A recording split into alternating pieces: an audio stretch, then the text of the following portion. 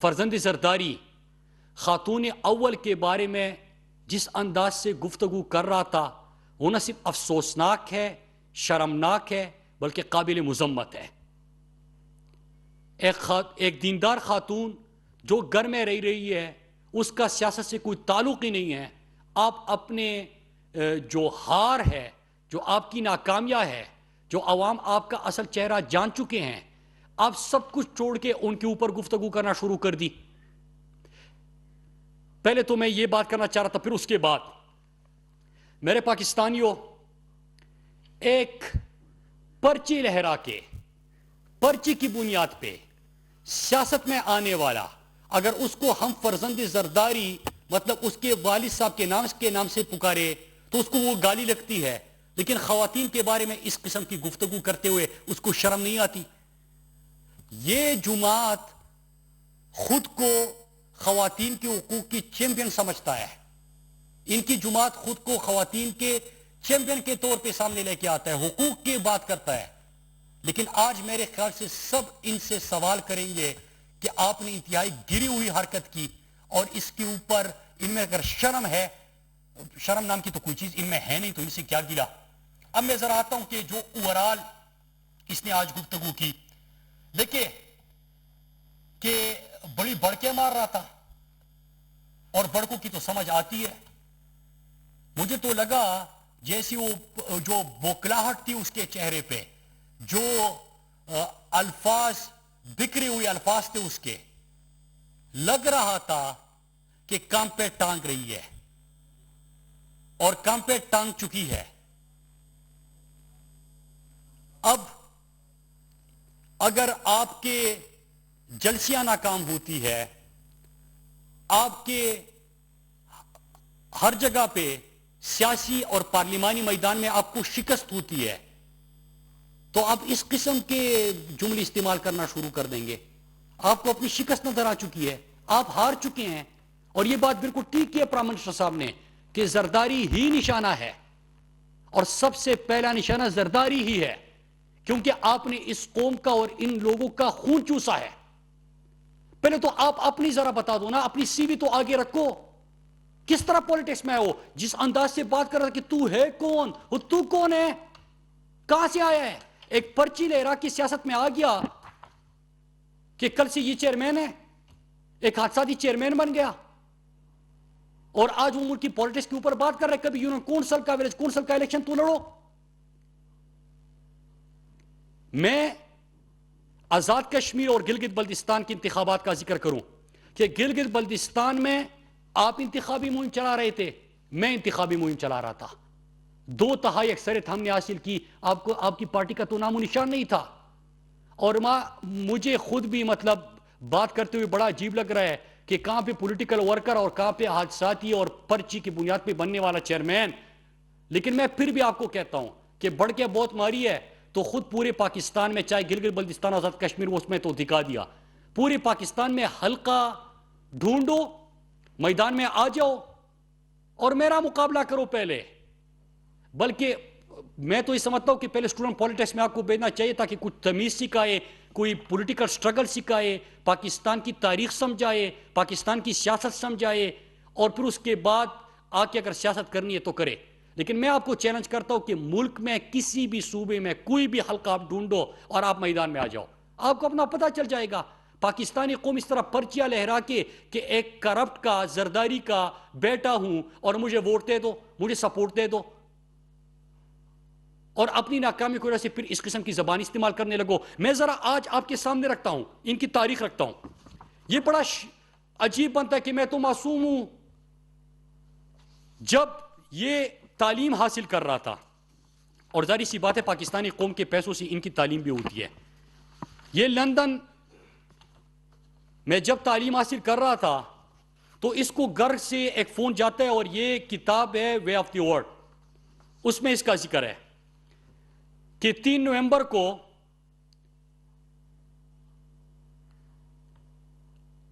فرزند زرداری کی والدہ اس کو فون کرتی ہے اور اس کو بتاتی ہے کہ جو ہمارے کرپشن کا پیسہ ہے، جو حرام کا پیسہ ہے، وہ کہاں کہاں پہ پڑا ہوا ہے۔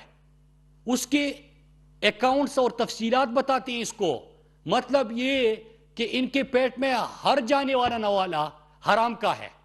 اور جب باہر تعلیم حاصل کر رہا ہے تو اس کو گھر سے فون جاتا ہے, اس کو بتاتا ہے کہ پاکستانی قوم کا جو پیسہ ہم نے لوٹا ہے وہ کہاں کہاں پہ پڑا ہوا ہے. اس سے تو آپ کی تربیت ہوئی ہے. آپ اس چیز کا پیسے کا جواب دیں. ہم تو آپ سے پیسے کا, کرپشن کا, اس کا سوال کرتے ہیں. آپ آ جاتے ہیں خواتین کے اوپر گفتگو کرنے پہ, آپ خاتون اول کے اوپر بات کرنا شروع کر دیتے ہیں. پھر دوسرا میں آپ سے سوال کرتا ہوں کہ جو سندھ کی آپ نے حالت کر دی ہے, بلکہ سندھ کے اوپر میں بعد میں آتا ہوں, جو مسلسل ان کی 14 سال سے حکومت ہے.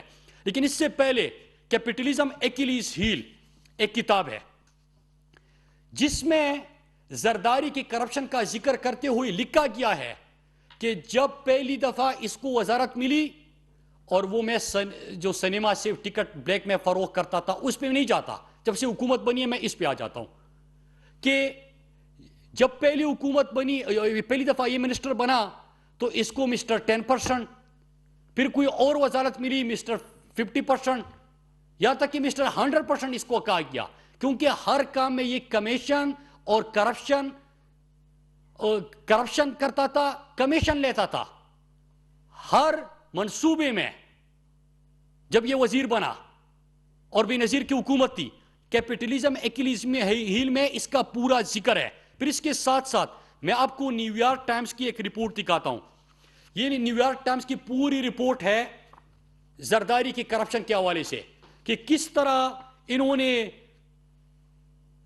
$200 ملین کا ایک غبن کیا. انہوں نے مختلف ان کے سکینڈلز, کوئی بھی منصوبہ ہو ان سکینڈلز کا ذکر اس پوری رپورٹ میں ہے, اور میں یہ میڈیا کے دوستوں کو دوں گا کہ آپ اس کو چلائے. یہ نیو یارک ٹائمز کی رپورٹ ہے اور یہ 9 جنوری 1998 کو شائع ہوئی تھی. 9 جنوری 1998 کو, تب سے ان کی کرپشن کی داستان ہے اور پھر یہ چلتی آ رہی ہے. پھر اس کے ساتھ ایک اور رپورٹ ہے جو بین الاقوامی جریدوں میں شائع ہوئی آصف علی زرداری کی کرپشن کے حوالے سے, اور اس میں ایک ایک ملک کا اور ایک ایک پروڈکٹ کی پوری تفصیلات ہے, جس میں زرداری کے جو 23 جولائی 1998 کو سویس اکاؤنٹس کا بھی اس میں ذکر ہے.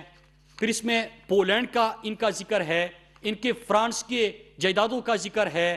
پھر اس کے ساتھ ساتھ, اور یہ جو حرام کے پیسوں کی میں بات کر رہا ہوں, جو انہوں نے پاکستانی قوم کا پیسہ لوٹا, اور یہ کوئی میں یہاں پہ الزام نہیں لگا رہا. میں نے آپ کو نیو یارک ٹائمز کا حوالہ دیا, میں نے آپ کو کیپٹلزم ایکیلیز ہیل کا حوالہ دیا, اور میں آپ کو ایک اور بین الاقوامی جریدے میں شائع ہونے والی رپورٹ کا حوالہ دے رہا ہوں. یہ بھی ان کے حوالے سے لکھی جا چکی ہے. پھر ایک اور چیز میں آپ کے سامنے رکھنا چاہتا ہوں, یہ فیک اکاؤنٹس کی JIT. آپ سب کو یاد ہوگا کہ جب سندھ میں ہم دیکھتے ہیں کہ انسان اور جانور ایک ہی گندے تالاب سے پانی پیتے ہیں, پورا خوراک نہ ملنے کی وجہ سے تر میں ہر سال 400-500 بچوں کی اموات ہوتی ہے. ہم دیکھتے ہیں کہ سندھ میں اربوں روپے کے گندم چوہے کھا جاتے ہیں. ہم دیکھتے ہیں کہ قائد کے سڑک کو کچرے کا ڈھیر بنا دیا جاتا ہے. ہم دیکھتے ہیں کہ وہاں پہ زمینوں پہ قبضے, شوگر ملوں پہ قبضے, ہم وہ دیکھتے ہیں. پینشنز میں ہم دیکھتے ہیں کہ پینشن فنڈ میں اربوں کی کرپشن, وہ ہم دیکھتے ہیں. ہم سکولوں کے بچوں کے لیے جو فرنیچر لینا تھا اس میں کرپشن.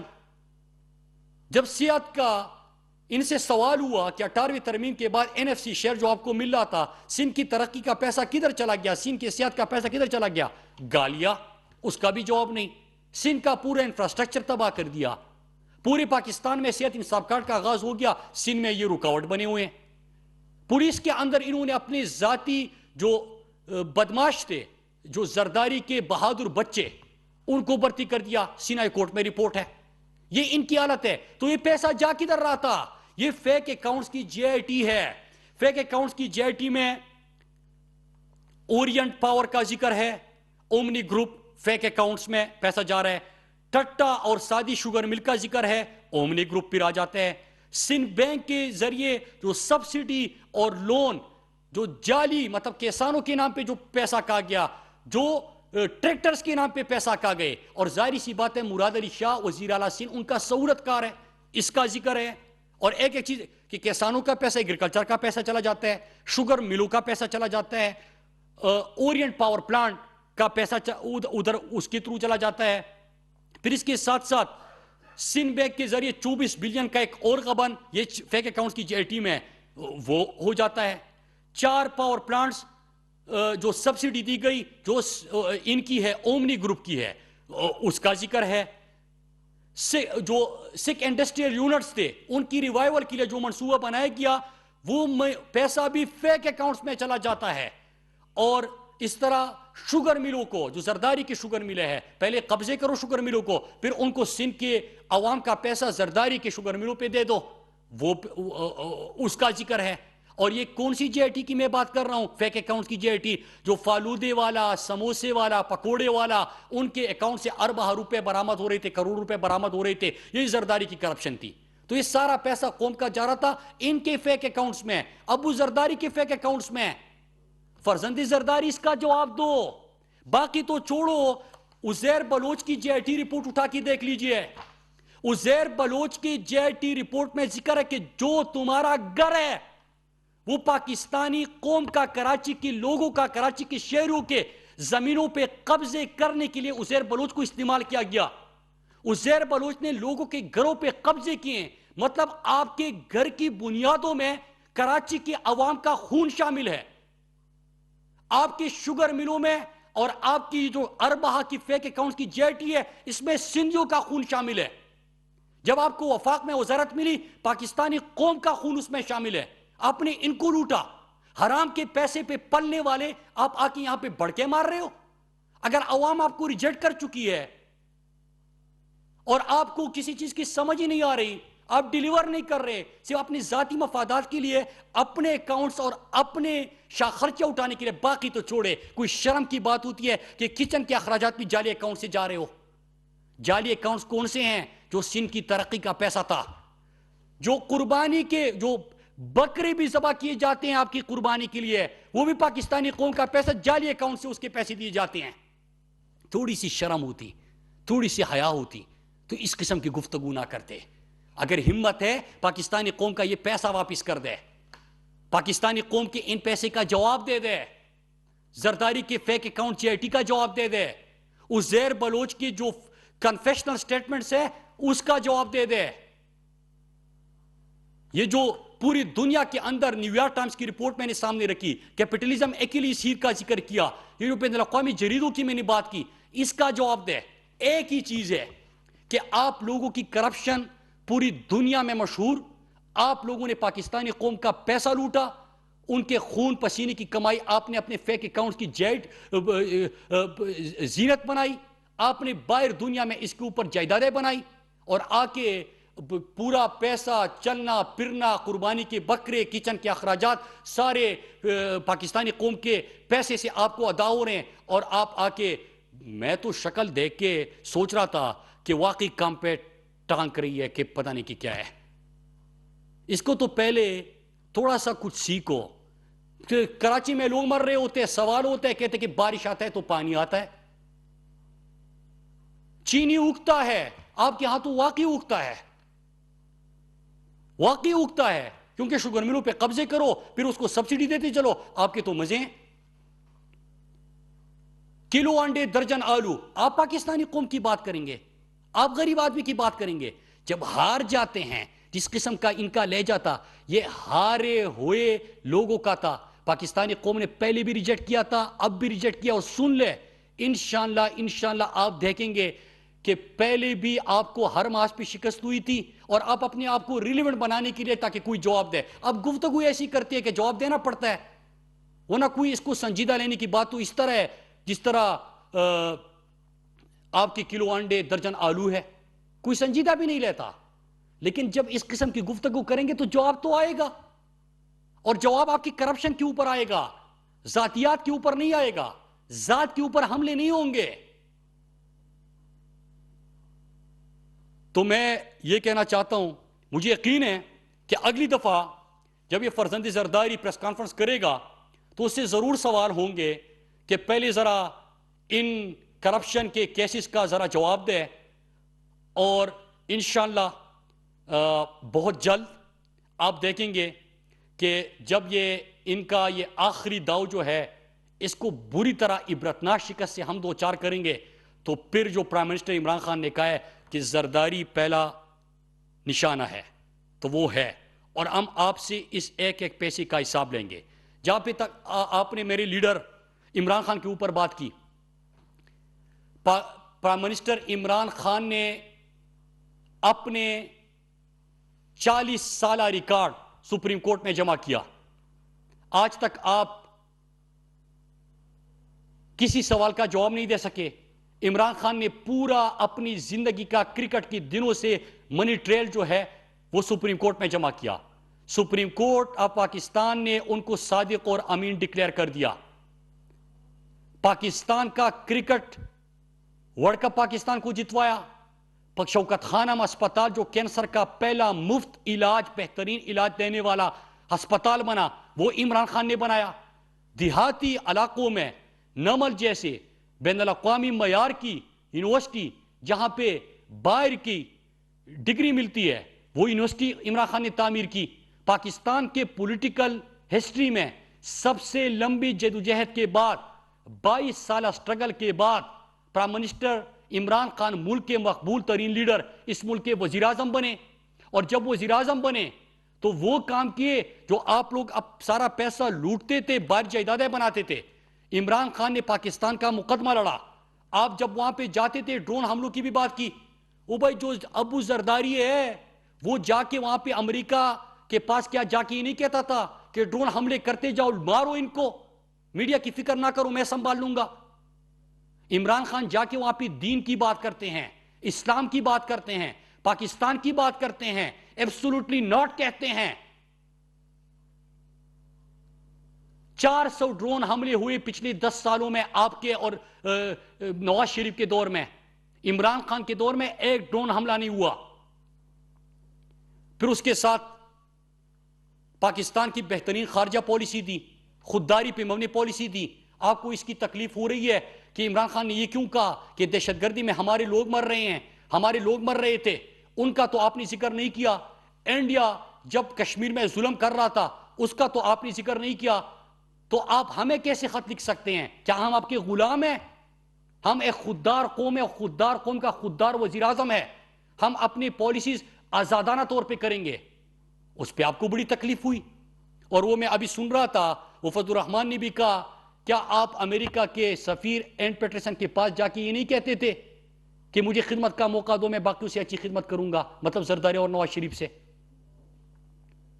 تو آج اگر پاکستان صحیح ڈائریکشن میں جا رہا ہے اور آپ کو اپنی شکست نظر آ رہی ہے، تو اس قسم کے کم از کم گرے ہوئے تو آپ ہے ہی، لیکن آپ کتنا گر سکتے ہیں وہ آپ خود اپنی گفتگو سے بتا رہے ہیں۔ آپ سب کا بہت بہت شکریہ۔